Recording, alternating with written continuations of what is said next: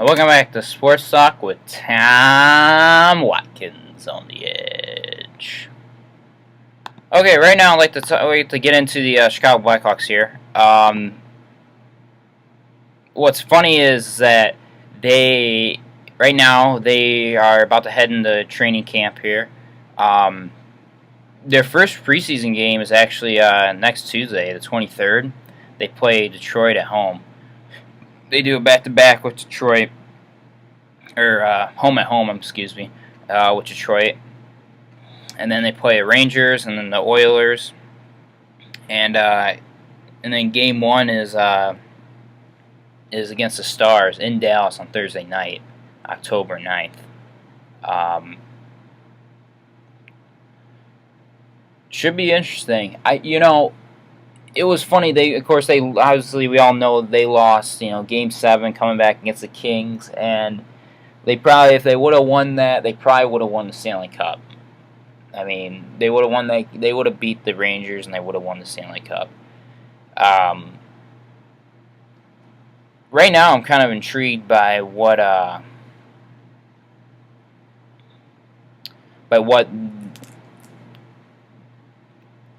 here's the thing about the Hawks. I'm sorry, I'm losing track. Here's my thing about the Hawks. They're saying this is going to be their last season of really the core, because next season they just signed Tays and Kane to the monster deal, right? And now we're at to get rid of somebody. I mean, we still got some time to think about it. I think Oduya is someone I'm going to be on the trading block. I mean, possibly a Brent Seabrook. I mean, it's hard to say. I will say this, though. Adding Brad Richards was a nice pickup. I like that ad because they're trying to... There was an opportunity to get Ryan Kessler when the season ended. I don't know if anyone saw this news. But Ryan Kessler was looking to leave and get out. And he had a list of teams. Of course, one of them was the Hawks. The other ones were like the Penguins, the Ducks, where he eventually ended up going. I believe maybe Detroit was on that list too. And so he had this list, and they're talking to Vancouver, and who Vancouver wanted. They wanted either Teravainen or Saad.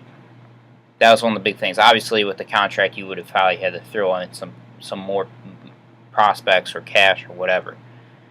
They didn't make the deal because Ryan Kessler is in his 30s now, I believe. He's early 30s. Teravainen's like 23. He's like a couple years older than I am. I'm 21.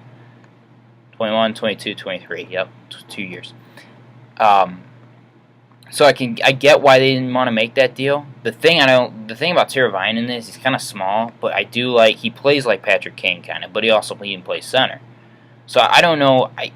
My guess is Brad Richards is going to play the second line. He's going to be their second line center. Either that or he might get bumped to the third line with Bickle and Shaw, maybe. I don't know. Maybe it's weird. It's interesting. I would think second line. Sharp Hossa Richards. That'd be a good line. So it'll be interesting to see what happens with that. They didn't make a lot of moves. That was one of the moves they made. They let go of Brandon Boyd, which wasn't a big deal. Traded him to Calgary. Yeah, I mean, it should be interesting. There was a lot. The teams in the West got a lot better. Okay, I think the team that made the biggest improvement was Minnesota. Also Dallas too, but Minnesota added Thomas Vanek to their lineup. Dallas had some nice playmakers too.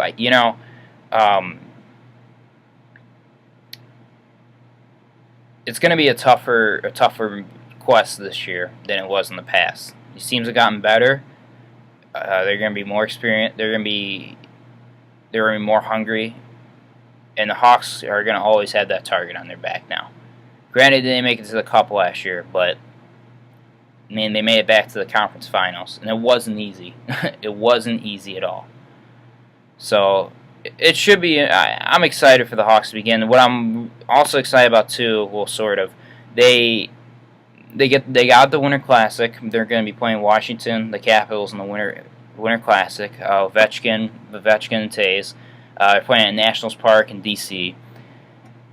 I'm disappointed though because HBO did this series the last 4 years called. That was about what?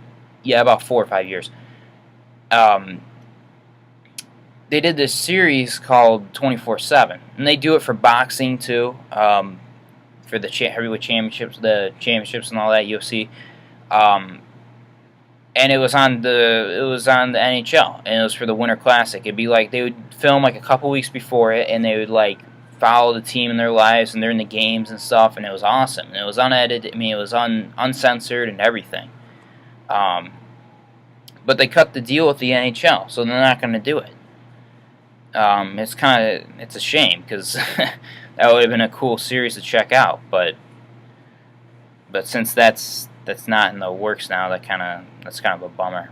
But it's always cool to see them in an outdoor game. I didn't get to watch it in March, but I saw the highlights, and that game was really cool. So I don't know. I'm kind of skeptical about the Hawks right now. I'm hoping they do well this year, but I think it's going to be a lot tougher. I think teams have gotten better, and I think it's going to be more of a challenge.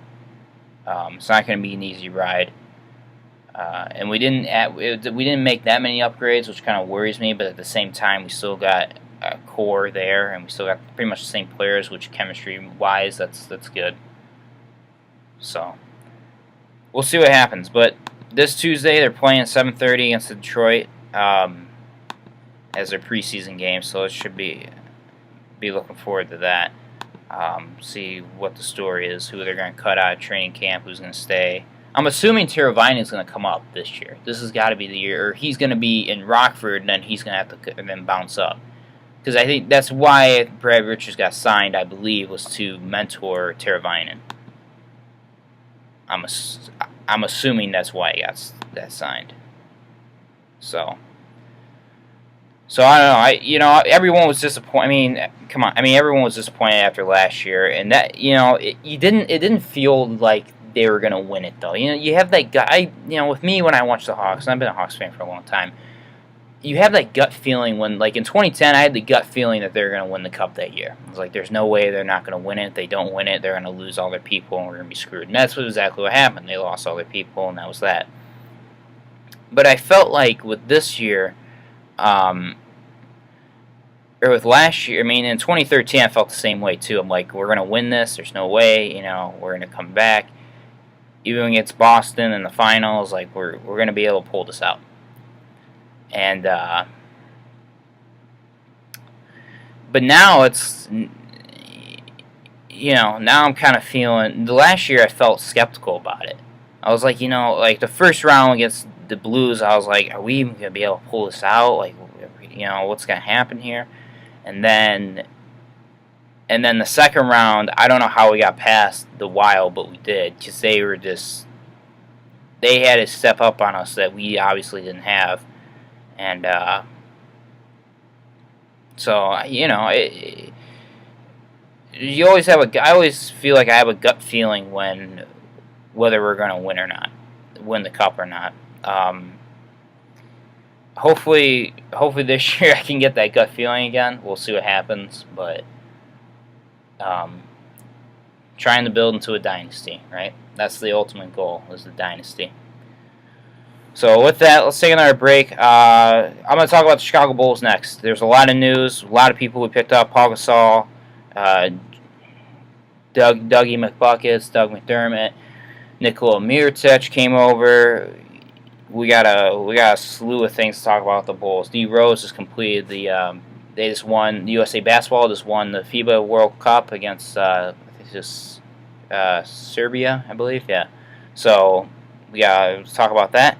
So stay.